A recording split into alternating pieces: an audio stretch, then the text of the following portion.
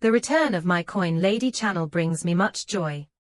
We experienced a $3 billion outflow, yet a few of our favorite stocks are soaring on fantastic news about reserve assets.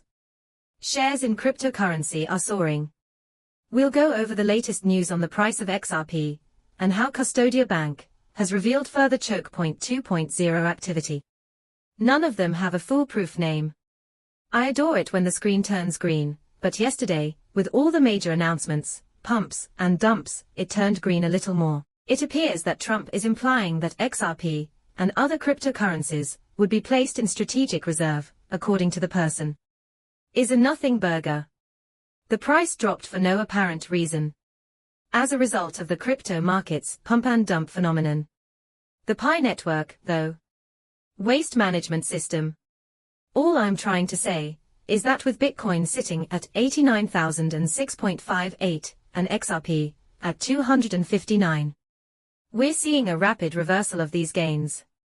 Actually, Bitcoin was around 91,000 just before I started recording, so clearly things are shifting. Just under 94 cents. We will discuss XP pricing later on, but for now, keep an eye on the following: XLM at 32 Doge at 20 to 1 hour, bar at 24.8.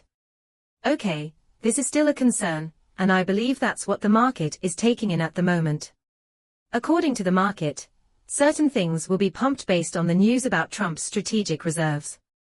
However, we still have a big crap sandwich of issues to digest, including investor pessimism, market panic, and crypto market outflows of about $3 billion midweek. Okay, so the crypto market has seen some pumperoni, but unless you were a major player, or a peripheral, you didn't benefit.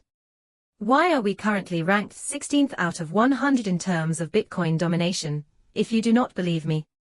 Oh, that's terrible. We have a couple of alternates who have been excellent.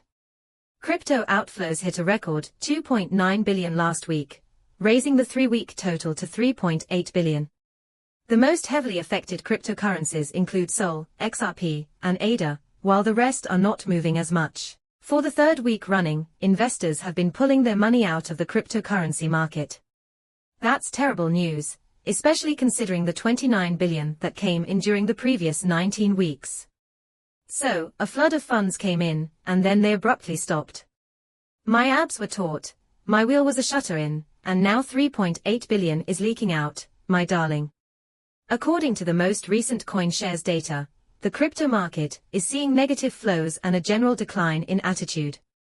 Considerations like the most recent purchase, BitHack, are cited. Holy crap, we are also aware of the Federal Reserve's hawkish stance and other macroeconomic issues. All these weeks I've been telling you about this, so you would think I authored the whole thing. We must exercise caution. Please understand that I am thrilled with the pumperoni news, but there is still terrible news for us to process.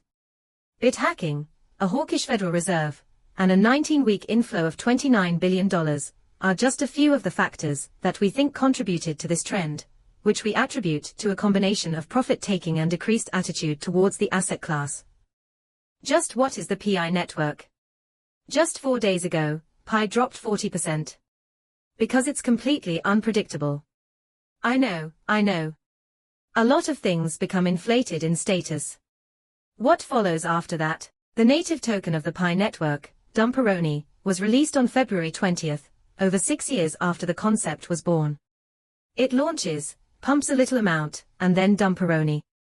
That's another issue, making too many promises and not meeting them. This took you 6 years, dude. No way. During the first few trading days, the asset was leading the gains, increasing by about $3 on February 27th. However, it has since fallen precipitously to 167 pumps and dumps. The cryptocurrency market continues to use it. Take a look at the graphic up there. If you're interested in reading more about this or anything else covered in my films, you'll find links to all of them in the description.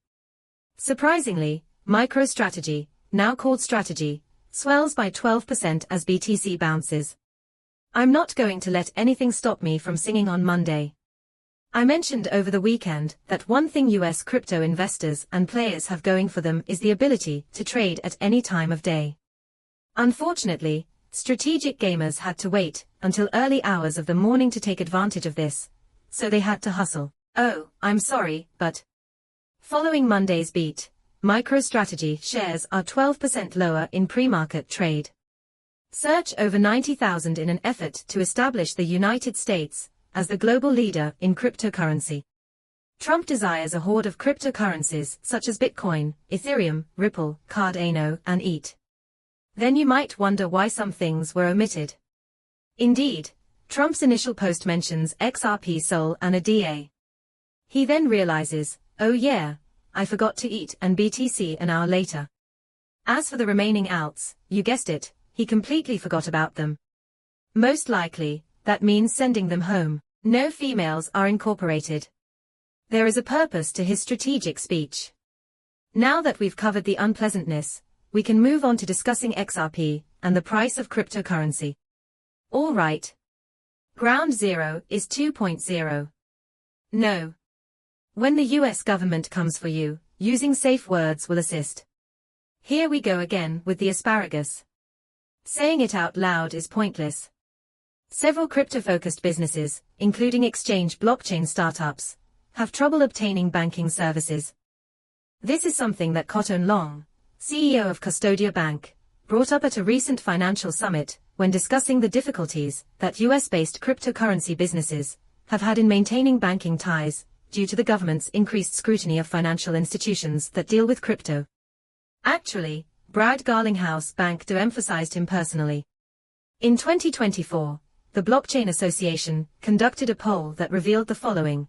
55% of crypto enterprises operating in the US had problems getting into banks. This is where things become dicey. An enormous increase from 34% in 2022 among the many crypto banks. Custodia Bank stands out. The Wyoming-based institution deals in digital assets. Loomis, who is vying for leadership of the Bitcoin Strategic Reserve, is also originally from that area. For the purpose of providing direct banking services to cryptocurrency enterprises, Caitlin Long established the bank, and in 2021, applied for a master account with the Federal Reserve. Concerned about the hazards associated with digital assets, the Federal Reserve rejected custodians' applications in early 2023. Proponents of the idea that regulators are picking winners and losers, in this case, crypto assets, have long argued that the decision was motivated by political considerations, and that the custodian bank's stringent regulations put them at a disadvantage compared to other banks providing financial services. Concerning risk management, this is completely irrelevant. We are all in agreement that it is a matter of power, and now the SEC, the new administration, the president, David Sachs, and others are trying to put things right. Seeing my video is an honor. Thank you for watching my channel and for subscribing. I will see you later.